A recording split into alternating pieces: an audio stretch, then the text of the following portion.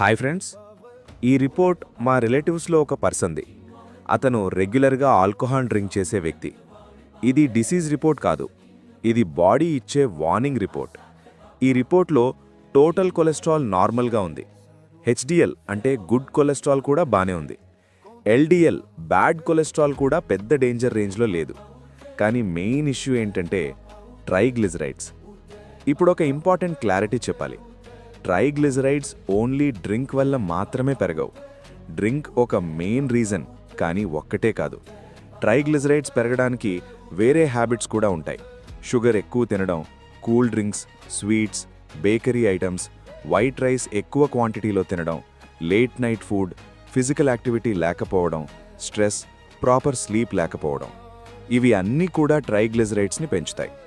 కానీ డిఫరెన్స్ ఏంటంటే డ్రింక్ చేసే వాళ్ళకి ఈ ప్రాసెస్ ఫాస్ట్గా జరుగుతుంది. అందుకే చాలా కేసెస్లో డ్రింక్ చేసే వాళ్ళకి ఫస్ట్ వార్నింగ్ ట్రైగ్లిజరైడ్స్ ఫామ్లో వస్తుంది. ఇది డిసీజ్ కాదు, ఇది వార్నింగ్ స్టేజ్.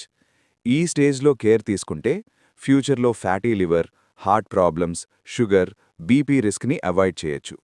సొల్యూషన్ టాబ్లెట్స్ మాత్రమే కాదు ఫ్రెండ్స్.